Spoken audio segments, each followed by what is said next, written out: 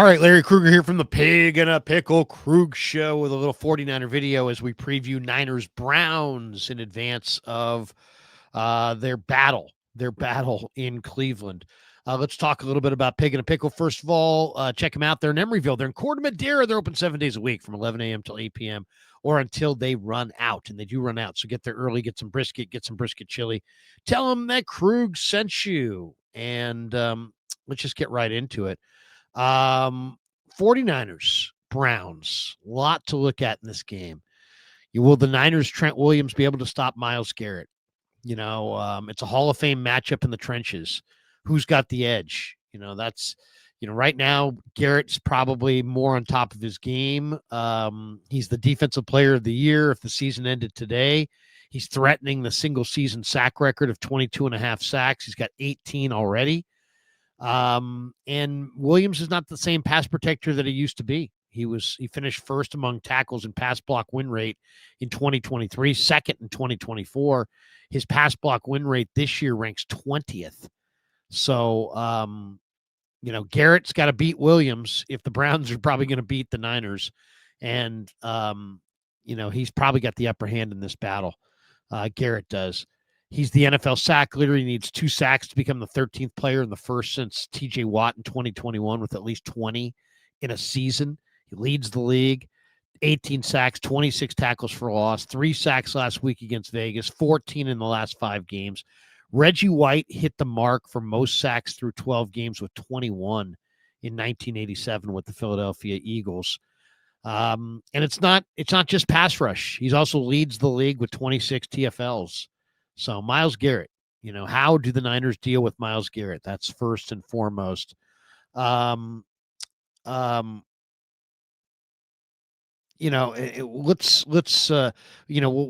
talk a little bit about the 49ers as far as, what we can expect to see in this game. I would imagine it's going to be whoever runs the ball better. Christian McCaffrey's having a great year. In sloppy conditions, is Brock Purdy going to take care of the ball, or is he going to have a turnover or 2? So I think this game is a classic low-scoring game. It's going to be decided by field position, special teams, a big play here or there. Brock Purdy hasn't looked good since he came back, from the turf toe. He played pretty decently against Arizona, and then he had 3 first-half interceptions in a span of 8 passes against Carolina. And, Shanahan's like, hey, we were fine with the decisions that he made. He was just a little bit late on the throws. He didn't execute the throws the way he wanted.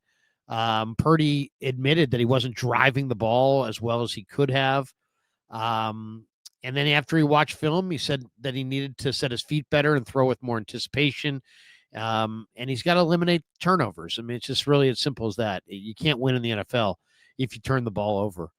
So, on paper, this looks like it could be a very favorable matchup for the 49ers.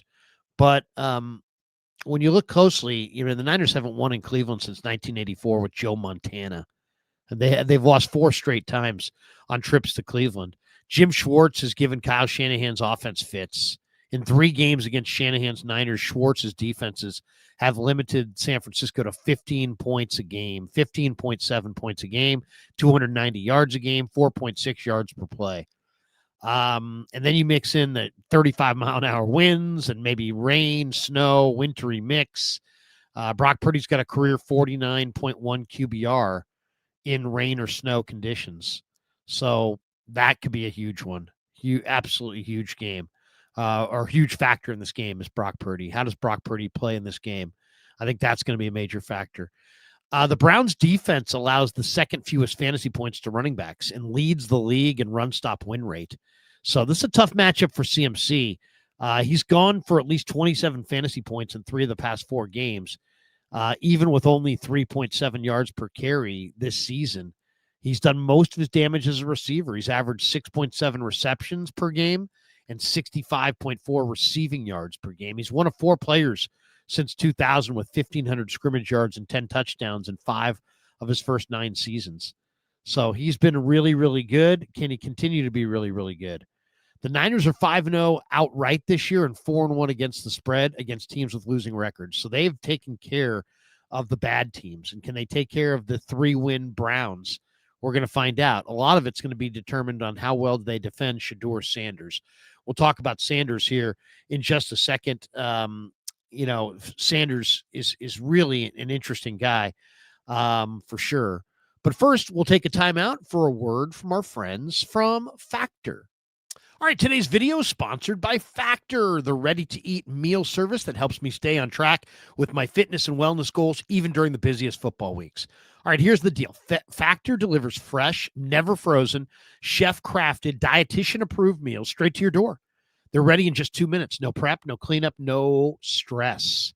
I've been using Factor to stay consistent with my routine, especially on long show days and when I don't have time to cook. My favorite meals are the smoky barbecue chicken and green chili pork, packed with flavor and protein, but still super balanced.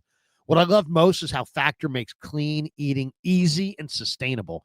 You can pick from plans like Protein Plus, Calorie Smart, Keto, Vegan, and Veggie, and there are over 100 rotating weekly options, from dinners and salads to breakfasts and shakes. It's premium food built for real life. Fresh ingredients, no refined seed oils or artificial colors, and ready to fuel your performance. So if you want to stay consistent, save time, and eat food that actually tastes great, head to factor75.com or click the link below and use my code LarryFB50 to get 50% off your first Factor box plus free breakfast for 1 year. That's code LarryFB50 at factor75.com to get 50% off your first box plus free breakfast for 1 year. All right, thanks to Factor for being a proud sponsor of the Krug Show. Shedeur Sanders will be making his second NFL start when the Browns host the Niners. A win over the Niners would make him the first Browns rookie quarterback to be unbeaten in his first 2 starts. He became the first Browns rookie quarterback since '95 to win his first start last week against the Raiders. He completed 11 of 20 passes for 209 yards, a touchdown, and a pick. The Browns defeated the Raiders 24-10 to snap a 3-game losing streak and to get their 3rd win of the year. And how the Niners defend Shedeur Sanders, you're absolutely gonna have to pressure him. He doesn't complete a high percentage, but to me, that's it right there. He's got to feel the pressure of the 49ers defensive front, and that's something the Niners have really, really struggled with. Probably this game's going to come down to how well the Niners defend Quinshon Judkins. He leads NFL rookies with 667 rushing yards and 7 touchdowns. They've relied heavily on the Wildcat package with Quinshon Judkins near the goal line. So expect to see that, especially in a bad weather game, especially with Sanders being such a young, inexperienced quarterback. They could go Wildcat on the goal line and just direct snap it to Judkins. Now, Cleveland's first 2 touchdowns last week in their win over the Raiders came with Shedeur on the sidelines. Kevin Stefanski and his offensive coordinator, Tommy Rees, the former Notre Dame quarterback, went with the Wildcat inside the 10, and it resulted in a pair of touchdowns for Judkins on direct snaps. So, and we saw that same package work for 2 Quinshon Judkins touchdowns against the Dolphins earlier in the season. So Stefanski said the usage depends on the opponent. But it's possible to go with it every single week. He used to work, Stefanski used to work with Tony Sparano, who ran a ton of Wildcat during his days as the head coach of the Miami Dolphins. So expect to see that. Expect to see some Quinshon Judkins direct snap Wildcat. The one thing that's kind of interesting about the Niner defense is even though they have no rush, they're 8-4. They're last in the league with 13 sacks, but they still have 4 picks in the past 2 games. And then you mix in the fact that Shedeur's been picked off twice in his 6 quarters under center. And I think it's likely that the Niners, get an interception against Sanders in this game. We mentioned McCaffrey. He's carrying such a huge load. He leads the league with 217 carries as well as 81 catches. And he's been productive. He's got a league-leading 1,581 yards from scrimmage. He's the 3rd player ever with at least 750 rushing and receiving in the first 12 games, and is on a pace for his 2nd season with at least 1,000 of each rushing and receiving. The only 2 players to have done that even once are Roger Craig in 1985 and Marshall Faulk in 1999. So it's only happened a couple times before, and McCaffrey may do it for the 2nd time. The interesting thing in the Niner defense, as I said, has been forcing turnovers. The last couple of games, this is their mode. If they're going to win, they got to force turnovers because they're not going to win on yards. They're not Teams are going to move the ball on the 49ers. They're going to have to get turnovers. They got a young defense that potentially can be opportunistic, and the Niner defense has forced 5 turnovers in their last 2 games, and it's not a surprise that they've won those 2 games. So can Brock Purdy bounce back from his 3 interception first half in his last game? He's historically struggled in poor weather conditions. Can he bounce back? The forecast predicts significant wind gusts, maybe up to 40 miles an hour, which if there really are 35 to 40 mile an hour winds, nobody's going to be passing. It's going to be a ground game and special teams game for both teams. I don't think there's any doubt about that. If somehow it's really 40 mile an hour winds, you can't pass. You can't pass in 40 mile an hour winds. So that will be interesting. The Browns defense is an interesting defense. They've been playing at an elite level. They rank second overall in yards per game, second also against the pass. They're 11th against the run. So, if you look at the one wild card in this game is what are we going to get from Brock Purdy? What's Purdy going to do? Last pick in the 22 draft, he's had this remarkable start to his career. He had 31 touchdowns in 2023. He led the NFL with a 113 passer rating and 9.6 yards per attempt. He has a 105.5 passer rating and a 67.7 completion percentage for his career. Stefanski was asked about Purdy this week. He's like, he's extremely talented, great decision maker, fast decision maker, very accurate, very good athlete, makes a ton of plays with his feet. He's got really all the tools. So he's talking him up, and I think that's probably how the league sees, the coaching fraternity in the NFL sees Brock Purdy, that he's extremely talented. He's a good decision maker. He makes quick decisions. He's accurate. He makes plays. Of course, Brock Purdy came back to the lineup November 16th. He's 2-0. He's now 3-1 on the year. But after 3 touchdowns and no picks in an easy win over Arizona, he had 1 touchdown and 3 first-half picks last Monday night against Carolina. He's got 7 interceptions this season after 12 and 11 the previous 2. So some key numbers to look for in this game. I mean, one is, the Browns' defensive line had 10 sacks and 20 hits on the Raider quarterbacks last week. The 10 sacks are the second most in franchise history. Their 42 sacks for the season ranked second in the NFL. So, man, leading the way is Myles Garrett, but they can really heat up the quarterback. The other key number is 25.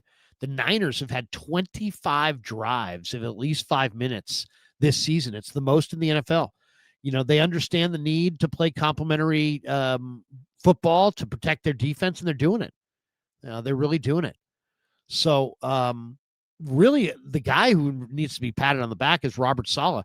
Robert Saleh's defense, how about this for a stat, gives up fewer points per game than this Browns defense does, with no Myles Garrett and no pass rush. The Niners have allowed under 200 passing yards 6 times this year, including last week against Carolina. They've also forced 5 turnovers over the last 2 games, as I said. So, where have the Niners been really good this year? They've been really good this year on third down and in the red zone. They're currently second in the NFL on third downs and 9th in red zone efficiency. And that's a lot because of Chris CMC. He leads the NFL in both carries with 217 and receptions. He's the reason they're good in the red zone. He's pretty much the reason that, they're good on third downs. So I think he's having an amazing year.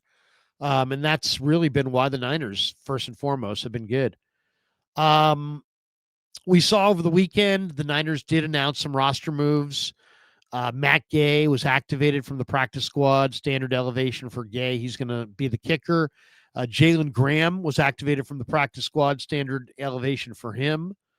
It's interesting. I think one of the ways the Niners can win this game is run the heck out of the football. The Browns defense is good, but against Baltimore and New England, Baltimore ran for 6 yards a pop. New England ran for 177 yards and over 5 yards a pop. A couple other notes. Juwan Jennings fined $12,172 for his unnecessary roughness after he retaliated against Trevon Moehrig following the win over the Panthers Monday night. Moehrig was given a 1-game suspension for his actions. Jennings, though, unbelievable, $12,000 fine for getting mad at Moehrig for punching him in the nuts. To me, the instigator on that should pay the fine, and the guy who responded, as long as it was somewhat reciprocal, and I thought in this case it was, I don't think there should be a fine. I don't like the idea of taking money out of the pockets of NFL players. The other key factor in this game is going to be, how do the Niners safeties, Jair Brown, the reigning NFC Defensive Player of the Week, Jason Pinnock, they're going to have their hands full covering Harold Fannin Jr. and David Njoku. Fannin Jr. leads the team with 462 yards, 48 receptions. He's second in targets. He's got 2 touchdowns. Njoku's got 42 receptions for 288 yards and 3 touchdowns. They use them individually in 3 wide receiver.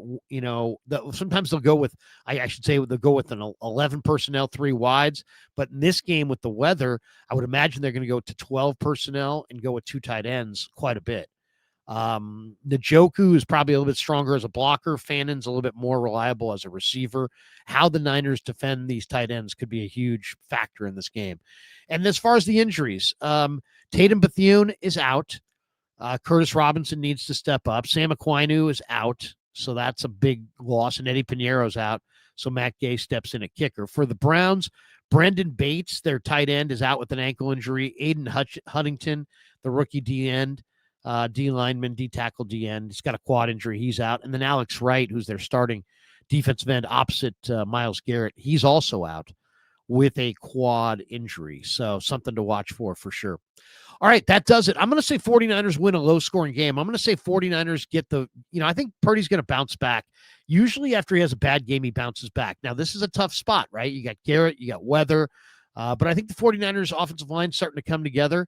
And I like the Niners to win this game. I think the Niners are going to grind out a good win here. I'm going to say 49ers win 24-13. 24-13, 49ers, they get the win. Thanks to Pig and a Pickle for being the title sponsor of The Krug Show. Thanks to Factor for sponsoring this video. And thanks to all you guys for supporting The Krug Show on YouTube.